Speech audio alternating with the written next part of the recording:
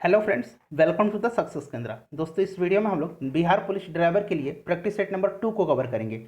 दोस्तों, इससे पहले हम लोगों ने सेट नंबर 1 को कवर कर लिया था और उसमें हम लोगों ने टोटल 100 प्रश्नों को कवर किया था। तो जिन साथियों ने सेट नंबर 1 वाली वीडियो को नहीं देखा है, देख लेंगे, लिंक मैंने डिस्क्रिप्शन में दे दिया है। इस वीडियो में हम लोग टोटल जो है 50 प्रश्न कवर करेंगे। इसमें केवल 50 प्रश्न ही करेंगे क्योंकि वीडियो जो है लंबी हो जाती थी, इसीलिए कम समय में ज़्यादा प्रश्नों को पूरी डिटेल में हम लोग कवर करेंगे। ये सारे प्रश्न पिछले साल के पैटर्न पर आधारित हैं, इसीलिए वीडियो को देखने के बाद इसको शेयर जरूर कर दीजिएगा और चैनल पर नए हैं तो सब्सक्राइब कर लीजिए और इस घंटी के निशान को दबा दीजिएगा ताकि जब भी मैं बिहार पुलिस ड्राइवर से संबंधित वीडियो अपलोड करूं उसका नोटिफिकेशन सबसे पहले आपके पास पहुंच जाए। तो चलिए फ्रेंड्स, आज का सेशन जो है शुरू करते हैं। पहला प्रश्न है कि वर्ष 2020 में बिहार दिवस कब मनाया गया। 5 सेकेंड के अंदर जो है आप आंसर दे दीजिए, उसके बाद जो भी आंसर है पूरी डिटेल में मैं आपको समझा दूंगा।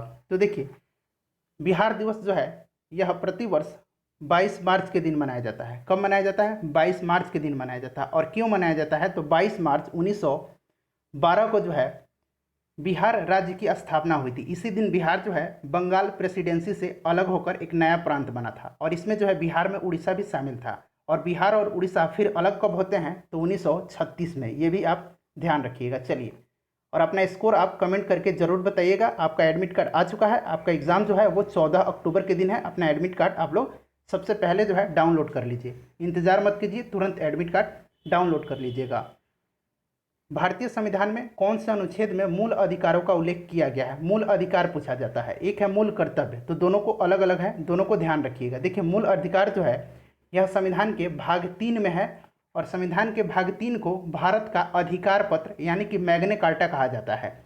और ये भाग 3 के अनुच्छेद 12 से लेकर के 35 तक में है। ऑप्शन बी करेक्ट आंसर हो जाएगा। ध्यान रखिएगा, मूल संविधान में जो है मूल अधिकार कितने थे? 7 थे, लेकिन अब जो है मूल अधिकार केवल 6 हैं। याद रखिएगा, एक जो पहले था संपत्ति का अधिकार, उसको जो है मूल अधिकार की सूची से हटा करके उसको कानूनी या फिर विधिक अधिकार की श्रेणी में रख दिया गया है। और इसको कब हटाया गया? तो 44वां संविधान संशोधन जो हुआ था 1978 में, उसी समय इसको हटाया गया। नेक्स्ट क्वेश्चन देखिएगा, तीसरा प्रश्न कि 1931 में इंडियन नेशनल कांग्रेस के अधिवेशन जो है कहाँ हुआ था? इंपॉर्टेंट है, 1931 वाला जो अधिवेशन है पूछा जाता है। तो ये जो अधिवेशन था 46वां अधिवेशन था भारतीय राष्ट्रीय कांग्रेस का। और ये जो हुआ था कहाँ हुआ था? कराची में हुआ था। और इसकी अध्यक्षता किया था सरदार वल्लभ भाई पटेल ने। और इसी अधिवेशन में जो है ध्यान रखिएगा मौलिक अधिकार की मांग की गई थी। 1929 में जो हुआ था ये भी पूछा जाता है, ये हुआ था लाहौर में और इसकी अध्यक्षता जो है जवाहरलाल नेहरू ने किया था। और इसमें जो है पूर्ण स्वराज की मांग की गई थी। तो दोनों को ध्यान रखिएगा। लाहौर में कब हुआ था? 1929 में हुआ था। अगला क्वेश्चन देखिएगा और फ्रेंड्स अपना स्कोर जो है कमेंट करके जरूर बता दीजिएगा। निम्नलिखित में से कौन सा गोलमेज सम्मेलन 1930 में हुआ था? ये प्रश्न बार बार पूछा जाता है गोलमेज सम्मेलन से। तो गोलमेज सम्मेलन जो है 1930 में, पहला गोलमेज सम्मेलन हुआ था 1930 में। उसके बाद दूसरा जो हुआ था 1931 में हुआ था और तीसरा जो हुआ था वो 1932 में हुआ था। तो ये क्रम से आप याद रखिएगा। 1930 पूछा जा रहा है तो पहला होगा। और तीनों गोलमेज सम्मेलन में किसने भाग लिया था? तो भीमराव अंबेडकर जी ने भाग लिया था। ध्यान रखिएगा। गांधी जी किस गोलमेज सम्मेलन में भाग लिए थे? तो दूसरा गोलमेज सम्मेलन जो कि 1931 में हुआ था उसमें ये भाग लिए थे। चलिए फ्रेंड्स, अगला क्वेश्चन करेंगे और हमारा जो प्रैक्टिस सेट नंबर 1 है उसको देख लीजिएगा क्योंकि टोटल उसमें हम लोगों ने 100 प्रश्नों को कवर किया है। वीडियो थोड़ी लंबी है लेकिन उसको पूरा जरूर देख लीजिएगा। और ध्यान रखिएगा, आपका जो एग्ज़ाम होगा उसमें हिंदी, इंग्लिश, मैथ और रीजनिंग से प्रश्न नहीं पूछे जाएंगे। केवल जो है इतिहास, भूगोल, नागरिक, उसके बाद सामान्य विज्ञान और करंट अफेयर्स से प्रश्न पूछे जाएंगे और स्टैटिक जीके से। ठीक है। चलिए, सरदार सरोवर परियोजना जो है किस नदी पर स्थित है? सरदार सरोवर परियोजना तो ये है नर्मदा नदी पर। और किस राज्य में है? तो याद रखिएगा ये जो है गुजरात राज्य में है। चलिए, अगला क्वेश्चन देखेंगे। छठा प्रश्न है कि भारत का राष्ट्रपति अपना त्यागपत्र किसको सौंपता है? तो इंपॉर्टेंट है, पिछले वीडियो में हमने कवर किया था कि लोकसभा का अध्यक्ष अपना त्यागपत्र किसको देता है? तो लोकसभा के उपाध्यक्ष को देता है। और भारत का राष्ट्रपति जो है अपना त्यागपत्र उपराष्ट्रपति को देता है। और उपराष्ट्रपति अपना त्यागपत्र किसको देगा? भारत के राष्ट्रपति को। और लोकसभा का उपाध्यक्ष जो है ये किसको अपना त्यागपत्र देगा? लोकसभा के अध्यक्ष को। तो ध्यान रखिएगा, इस तरह से प्रश्न जो है हमेशा पूछे जाते हैं। 7 नंबर है कि निम्नलिखित में से कौन आर्य समाज के संस्थापक हैं? तो आर्य समाज की स्थापना 1875 ईस्वी में जो है स्वामी दयानंद सरस्वती जी ने किया था। उसके बाद अगर बात करें केशव चंद्र सेन की, तो केशव चंद्र सेन ने वेद समाज, ठीक है, वेद समाज और आदि ब्रह्म समाज की स्थापना किया था। आदि ब्रह्म समाज, ठीक है, आदि ब्रह्म समाज, यहाँ मैं लिख देता हूँ समाज। उसके बाद सिर्फ ब्रह्म समाज अगर पूछा जाए तो ब्रह्म समाज की स्थापना राजा राम मोहन राय ने किया था। दोनों में डिफरेंस है, आदि ब्रह्म समाज केशव चंद्र सेन और केवल ब्रह्म समाज पूछा जाए तो राजा राम मोहन राय। नेक्स्ट क्वेश्चन देखिए। और फ्रेंड्स काफ़ी मेहनत करके मैं वीडियो बनाता हूं और रोज़ आपको एक सेट मैं दूंगा जिसमें कि टोटल 50 प्रश्न होंगे। आपके एग्जाम तक रेगुलर आपको प्रैक्टिस सेट मिलेगा। तो आपका जो कर्तव्य है वह यह है कि आप इस वीडियो को एक शेयर और एक लाइक जरूर कर दीजिएगा। वर्ष 2024 का ग्रीष्मकालीन ओलंपिक कहाँ जो है आयोजित किया जाएगा? तो देखिए वर्ष 2024 में जो होगा वो कौन सा ओलंपिक होगा? 33वां ओलंपिक होगा, ठीक है। ये जो होगा फ्रांस की राजधानी पेरिस में होगा। कहाँ होगा? पेरिस में, ठीक है। कहीं आपको पेरिस भी ऑप्शन में लिखा मिलेगा तो याद रखिएगा पेरिस में होगा। पेरिस जो है फ्रांस की राजधानी है। 33वां होगा। अगर बात करें कि 32वां कहाँ हो रहा है, अभी इसका आयोजन होगा 2020 में होना था, लेकिन कोरोना के चलते जो है अभी इसका आयोजन 2021 में होगा जापान की राजधानी टोक्यो में। कहाँ होगा? जापान में होगा। चलिए अगला क्वेश्चन देखेंगे। अगला क्वेश्चन है कि लोकतंत्र सूचकांक में भारत का जो रैंक है वो क्या है? लोकतंत्र सूचकांक में इंपॉर्टेंट है। तो लोकतंत्र सूचकांक 2020 आपसे पूछा जा रहा है। तो देखिए लोकतंत्र सूचकांक 2020 में जो है भारत का स्थान है 51वां। पिछले वर्ष भारत जो था 41वें नंबर पर था, लेकिन भारत को 10 अंक का नुकसान हो गया है। अगर बात करें पहले स्थान पर कौन सा देश है, तो पहले स्थान पर नॉर्वे है, याद रखिएगा। चलिए अगला क्वेश्चन देखेंगे कि बिहार राज्य का क्षेत्रफल कितना है? तो देखिए क्षेत्रफल बार बार पूछा जाता है। तो बिहार राज्य का क्षेत्रफल जो है वो कितना है?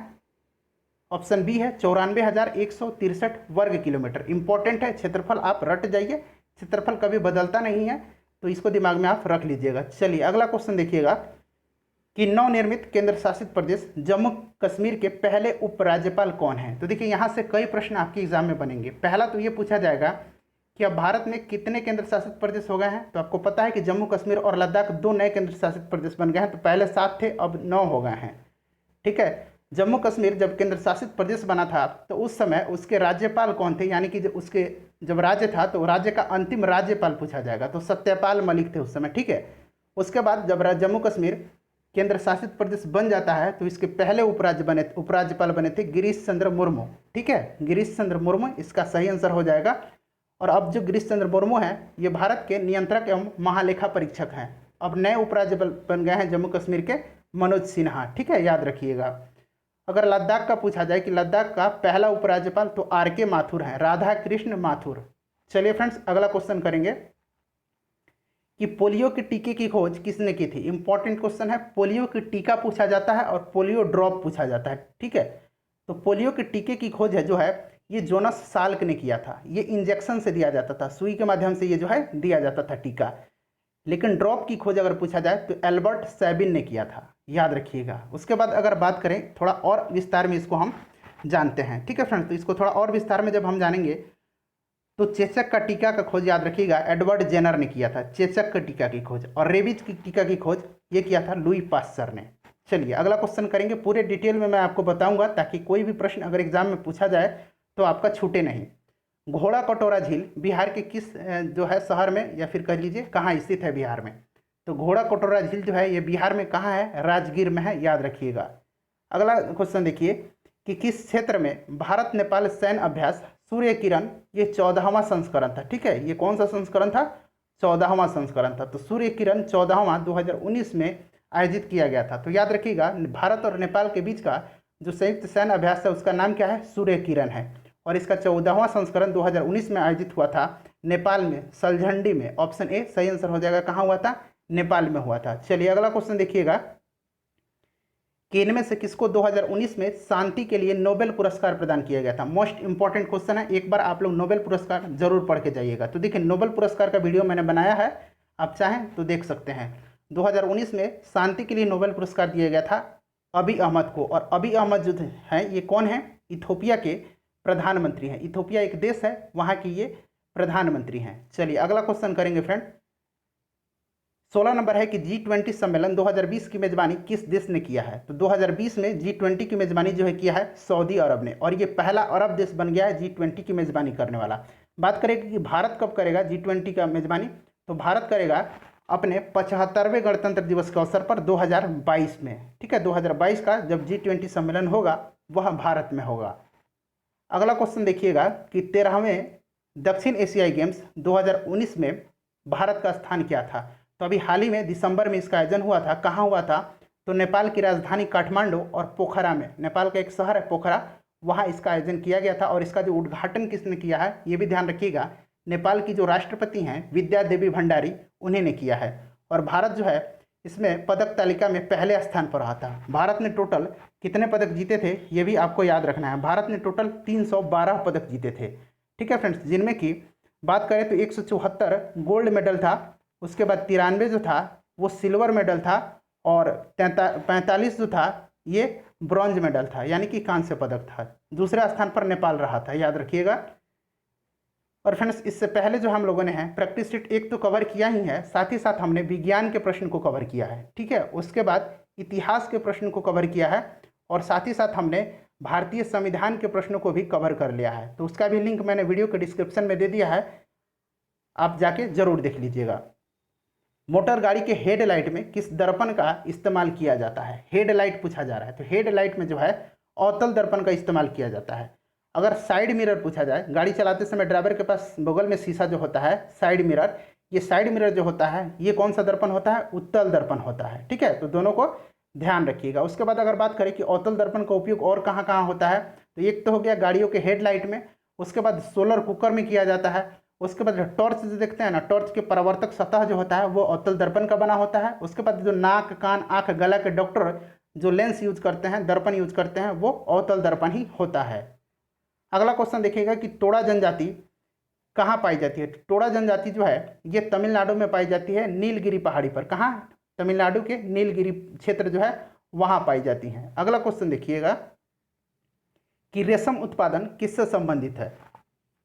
रेशम उत्पादन किससे संबंधित है? तो रेशम उत्पादन को कहा जाता है सेरीकल्चर। ठीक है, मधुमक्खी जो होता है, मधुमक्खी पालन और उसका उत्पादन जो है वो क्या कहलाता है? एपीकल्चर कहलाता है। और केंचुआ आपने देखा होगा ये कहलाता है वर्मिकल्चर। ठीक है फ्रेंड्स, चलिए हॉर्टिकल्चर जो है फल फूल का जो बागानी है वो हॉर्टिकल्चर कहलाता है। 21 नंबर देखिएगा, और आप लोग बताइए कमेंट करके कि इन 50 प्रश्नों में से कितने प्रश्नों का आंसर आपने दिया है। और साथ ही साथ वीडियो के लास्ट में आपसे मैं एक प्रश्न भी पूछूंगा जो प्रैक्टिस सेट नंबर 1 में हम लोगों ने किया था, उसका भी आंसर आपको कमेंट में देकर बताना है, बिल्कुल इग्नोर मत कीजिए।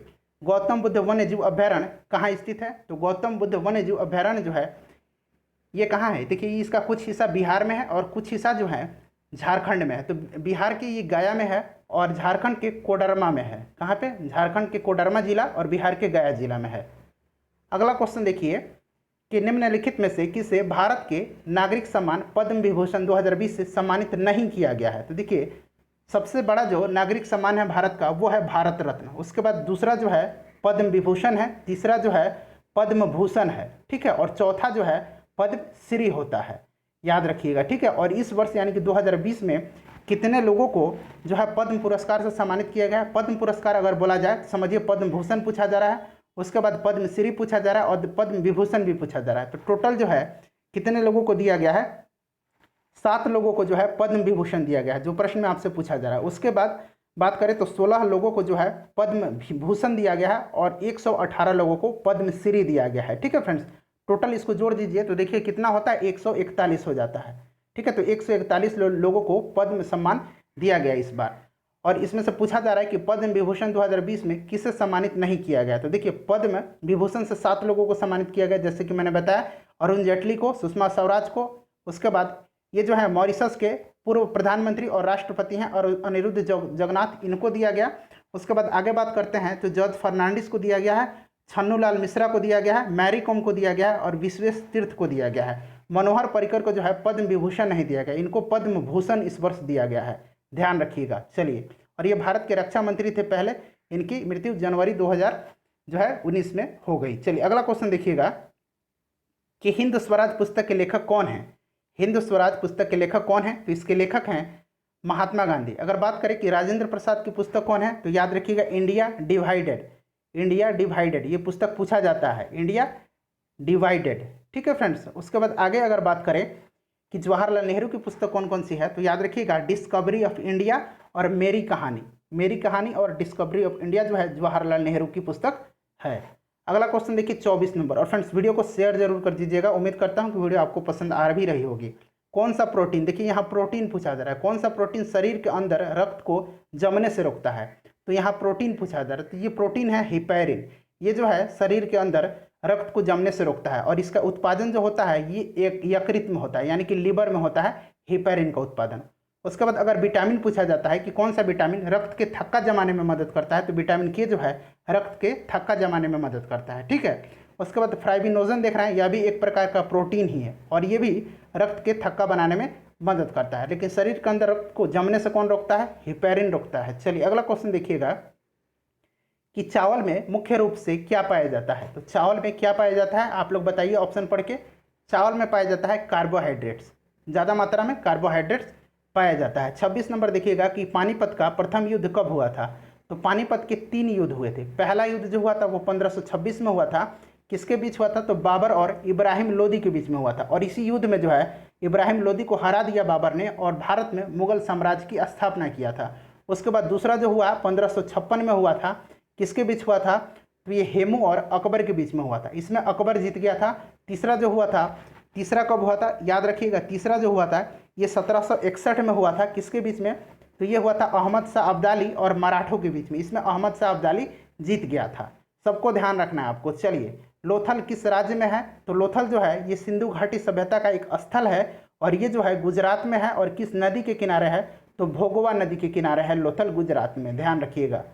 अगला क्वेश्चन देखिए 28 नंबर की, हाल ही में राफेल काफ़ी चर्चा में रहा था। राफेल क्या है, तो राफेल जो क्या है, तो देखिए हाल ही में जो है 5 राफेल फाइटर जेट जो है भारत आए हैं। कहाँ से आए हैं, फ्रांस से आए हैं। और कहाँ उतरे थे ये, तो ये उतरे थे अम्बाला एयरबेस एयरफोर्स स्टेशन पर। ठीक है फ्रेंड्स, याद रखिएगा। और भारत और फ्रांस के बीच टोटल कितने जो है राफेल का डील हुआ है, 36 राफेल का डील हुआ है, जिसमें से कि 5 भारत आ चुके हैं। तो यह एक लड़ाकू विमान है, कहाँ से, फ्रांस से खरीदा गया है। रामनाथ कोविंद किस क्रम के भारत के राष्ट्रपति हैं, यानी कि वे भारत के कौन से राष्ट्रपति हैं अभी वर्तमान में, तो भारत के ये 14वें राष्ट्रपति हैं। 13वें जो थे ये प्रणब मुखर्जी थे और प्रणब मुखर्जी का हाल ही में निधन हो गया है। रामनाथ कोविंद राष्ट्रपति बनने से पहले जो थे बिहार के राज्यपाल थे, ध्यान रखिएगा। और वर्तमान में बिहार के राज्यपाल हैं फागू चौहान। 30 नंबर देखेंगे फ्रेंड कि भारत में वित्त आयोग का गठन का प्रावधान किस अनुच्छेद में है, इंपॉर्टेंट है। तो देखिए वित्त आयोग का गठन का जो अधिकार है ये भारत के राष्ट्रपति के पास है। किस अनुच्छेद के तहत, तो अनुच्छेद 280 के तहत। अगर कहा जाए कि राज्य में वित्त आयोग का गठन का किस अनुच्छेद में चर्चा है, तो अनुच्छेद 243 में राज्य वित्त आयोग। ठीक है, चलिए अगला क्वेश्चन देखिएगा। और वर्तमान में जो वित्त आयोग के अध्यक्ष हैं वो कौन है, एन.के. सिंह, इनका नाम आप याद रखिएगा, एन.के. सिंह है। अगला क्वेश्चन देखिएगा कि वह उपकरण जो आवर्ती धारा यानी कि अल्टरनेटिव करंट को डिस्ट धारा यानी कि डायरेक्ट करंट में बदलता है, क्या कहलाता है, तो वह उपकरण जो एसी को डीसी में बदल देता है वह कहलाता है रेक्टिफायर। अगला क्वेश्चन देखिए 32 नंबर की, निम्नलिखित में से किस चार्टर एक्ट से बंगाल के गवर्नर जनरल को भारत का गवर्नर जनरल बना दिया गया। ठीक है, पहले जो था बंगाल का गवर्नर जनरल होता था। ठीक है, और उसके बाद 1833 का जो चार्टर एक्ट आया उसके तहत अब जो है इसको भारत का गवर्नर जनरल कहा गया। और ये पहला जो भारत का गवर्नर जनरल बना वो बना था लॉर्ड विलियम बेंटिंग। कौन बना था, विलियम बेंटिंग बना था, जिसने कि सती प्रथा को समाप्त किया था, आपको याद भी होगा।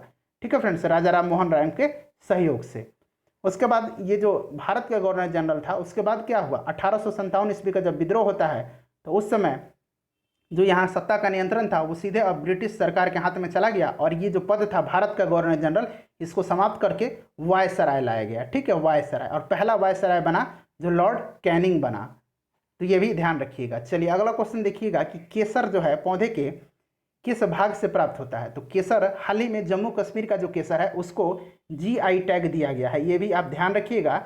और केसर जो है ये वर्तिकाग्र से प्राप्त किया जाता है। अगला क्वेश्चन देखेंगे कि बिहार में विधानसभा की कितनी सीटें हैं, तो हाल ही में अब जो होगा बिहार में विधानसभा की चुनाव होगी, तो हो सकता है कि प्रश्न आपसे पूछा जाए। तो बिहार में टोटल विधानसभा की 243 सीट है।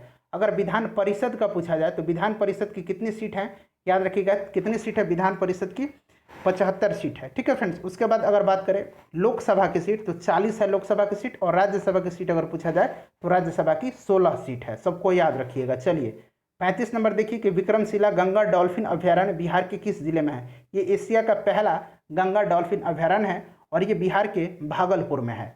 अगला क्वेश्चन करेंगे 36 नंबर कि अप्रैल 2020 में किस देश ने सफलतापूर्वक सैन्य उपग्रह नूर, इसका नाम जो है नूर है, इसको लॉन्च किया है। सैन्य उपग्रह नूर किसने लॉन्च किया है? फ्रेंड्स इतिहास, भूगोल, यहाँ मैं लिखूंगा नहीं, बोल दे रहा हूँ, इतिहास, भूगोल, नागरिक और प्रैक्टिस सेट नंबर 1, 4 वीडियो है, लिंक डिस्क्रिप्शन में है, देखिएगा और शेयर भी कीजिएगा और डेली एक सेट आपको मिल जाएगा। तो ये नूर जो लॉन्च किया है ये किया है ईरान। ईरान की जो नई मुद्रा है अब ये तोमान हो गया है, पहली मुद्रा अब खत्म हो चुकी है, अब इसका जो है नया मुद्रा अभी हुआ नहीं है, हो जाएगा तोमान, ठीक है, याद रखिएगा। ईरान की राजधानी कहाँ है? तेहरान है। और ईरान के राष्ट्रपति कौन है? हसन रूहानी है। चलिए अगला क्वेश्चन देखिए। अगला क्वेश्चन है कि इनमें से कौन 1857 की क्रांति के समय भारत का गवर्नर जनरल था? तो देखिए उस समय भारत का गवर्नर जनरल था लॉर्ड कैनिंग, और जब इस क्रांति हुई तो ये भारत का अंतिम गवर्नर जनरल था। उसके बाद क्या, अभी मैंने बताया कि इस पद को खत्म करके वायसराय कर दिया गया था और ये पहला वायसराय बना, ठीक है, और अंतिम भारत का गवर्नर जनरल बना था। और पहला भारत का governor general Lord William Bentinck बना था 1833 के चार्टर एक्ट के तहत, अभी हम लोगों ने चर्चा किया था। चलिए 38 नंबर देखिएगा कि विश्व आर्थिक मंच ने वर्ष 2020 के अपने वार्षिक क्रिस्टल पुरस्कार से किसे सम्मानित किया है? क्रिस्टल पुरस्कार से सम्मानित किया गया 2020 में दीपिका पादुकोण को। और दीपिका पादुकोण को जो है मेंटल हेल्थ के बारे में जागरूकता फैलाने के लिए यह अवार्ड दिया गया है। अगला क्वेश्चन देखेंगे कि भारत में विधि निर्माणी सर्वोच्च निकाय कौन सी है? तो भारत में जो कानून बनाने की जो सर्वोच्च निकाय है वो है भारत की संसद। अगला क्वेश्चन देखिए 40 नंबर कि किस शासक के द्वारा कुतुब मीनार के निर्माण कार्य को पूरा करवाया गया? तो देखिए कुतुब मीनार की नींव किसने रखवाई थी? कुतुबुद्दीन ऐबक ने रखवाई थी, लेकिन कुतुबुद्दीन ऐबक मर जाता है, उसके बाद इल्तुतमिश जो है इसको पूरा करवाया था। बाद में पुनः इसका निर्माण जो है 2 मंजिल और इसका निर्माण करवाता है फिरोज तुगलक ने। चलिए अगला क्वेश्चन देखेंगे कि पाकिस्तान एयरफोर्स में पहली बार किस हिंदू पायलट को जनरल ड्यूटी ऑफिसर के रूप में चुना गया है? पहला हिंदू पायलट है, इसलिए इंपॉर्टेंट है, यह है राहुल देव, याद रखिएगा। 42 नंबर देखिएगा कि चंद्रयान 2 जब लॉन्च किया गया उस समय भारतीय अंतरिक्ष अनुसंधान संगठन इसरो के यानी कि इंडियन स्पेस रिसर्च ऑर्गेनाइजेशन के चेयरमैन कौन थे? तो उस समय चेयरमैन के सिवन थे और अभी भी के सिवन ही है, याद रखिएगा। और आगे थोड़ा सा इसके बात करते हैं कि चंद्रयान 2 कब लॉन्च किया गया, कब प्रक्षेपित किया गया? तो याद रखिएगा 22 जुलाई 2019 को जो है ये प्रक्षेपित किया गया। इंपॉर्टेंट है, ये डेट आप याद रखिएगा। अगला क्वेश्चन देखिएगा 43 नंबर कि मानव शरीर में सफ़ेद रक्तकण यानी कि WBC का प्रमुख कार्य क्या है? तो इसका प्रमुख कार्य जो है वो है रोग प्रतिरोधन क्षमता बढ़ाना, यानी कि रोग के संक्रमण से शरीर की रक्षा करना। अगला क्वेश्चन देखिएगा 22 नंबर कि 2022 में राष्ट्रमंडल खेलों का आयोजन निम्नलिखित में से किस देश में होगा? तो देखिए 2018 में इसका आयोजन हुआ था, कहाँ पर हुआ था? तो ऑस्ट्रेलिया के गोल्ड कोस्ट में, ठीक है। आगे जो इसका होगा वो 2022 में होगा और ये कौन सा संस्करण होगा? तो ये 22वां संस्करण होगा, ये भी आपको ध्यान रखना है, ठीक है। ये जो होगा ये होगा इंग्लैंड के बर्मिंघम में। कहाँ पर? इंग्लैंड के बर्मिंघम में, याद रखिएगा। चलिए और भारत में कब हुआ था? तो भारत में 2010 में हुआ था, याद रखिएगा। अगला क्वेश्चन देखेंगे 45 नंबर की हाल ही में श्रीलंका के नए प्रधानमंत्री बने हैं, उनका आपको नाम बताना है। तो हाल ही में श्रीलंका के प्रधानमंत्री फिर से बन गए हैं, कौन? महिंदा राजपक्षे। और श्रीलंका का राष्ट्रपति जो है वो है गोतबाया राजपक्षे। गोतबाया राजपक्षे और महिंदा राजपक्षे ये दोनों जो हैं भाई हैं, ध्यान रखिएगा। अगला क्वेश्चन देखिए कि वर्तमान में भारत के मुख्य चुनाव आयुक्त कौन है? तो मुख्य चुनाव आयुक्त जो है वो है सुनील अरोड़ा। ऑप्शन बी सही आंसर हो जाएगा, चुनाव आयुक्त, याद रखिएगा। अगला क्वेश्चन देखिए कि केंद्रीय औषधि अनुसंधान संस्थान कहाँ स्थित है? इंपॉर्टेंट है केंद्रीय औषधि अनुसंधान संस्थान, क्योंकि कोरोना के चलते जो दवाइयाँ रही हैं वो काफ़ी चर्चा में रही हैं, ठीक है। तो इसीलिए केंद्रीय औषधि अनुसंधान संस्थान ये जो है लखनऊ में है, याद रखिएगा। चलिए अगला क्वेश्चन देखिएगा कि 2020 ICC T20 महिला क्रिकेट वर्ल्ड कप का खिताब किस देश ने जीता है? तो इसका आयोजन जो हुआ था वो ऑस्ट्रेलिया में हुआ था। कहाँ हुआ था? ऑस्ट्रेलिया में इसका आयोजन हुआ था और ऑस्ट्रेलिया ने ही इस खिताब को जीता है। ऑस्ट्रेलिया ने फाइनल में भारत को हराया था। अगला क्वेश्चन देखिएगा 49 नंबर की विश्व स्वास्थ्य दिवस 2020 की थीम यानी कि विषय क्या थी? तो देखिए स्वास्थ्य दिवस जो है, विश्व स्वास्थ्य दिवस, ये कब मनाया जाता है? तो ये 7 अप्रैल के दिन मनाया जाता है प्रतिवर्ष, याद रखना है आपको, ठीक है। और इस वर्ष इसकी थीम थी कि सपोर्ट नर्सेस एंड मिडवाइफ्स, ठीक है। चलिए अगला क्वेश्चन देखिएगा 50 नंबर कि किस विटामिन में कोबाल्ट पाया जाता है? और फ्रेंड्स वीडियो को शेयर जरूर कर दीजिएगा और चैनल को सब्सक्राइब कर लीजिए और बेल आइकन को दबा दीजिएगा। तो देखिए किस विटामिन में कोबाल्ट पाया जाता है? तो विटामिन B12 में कोबाल्ट पाया जाता है और इसका रासायनिक नाम है साइनोकोबालामिन। साइनोकोबालामिन, याद रखिएगा। चलिए अगला क्वेश्चन है, ये प्रश्न आपके लिए है। इस प्रश्न को हमने सेट नंबर 1 में कवर किया था। यूनानी दूत मेगास्थनीज किसके दरबार में पाटलिपुत्र आया था? इसका आंसर फटाफट आप कमेंट करके बता दीजिए और बता दीजिए कि वीडियो कैसी लगी है। तो उम्मीद करता हूँ कि वीडियो पसंद आई है। शेयर कर दीजिएगा, लाइक कर दीजिए और चैनल को सब्सक्राइब कर दीजिए। कल फिर मिलेंगे सेट नंबर 3 के साथ। अपना ध्यान रखिए और पढ़ाई करते रहिए। एग्जाम जो है काफ़ी नज़दीक है। Thanks for watching.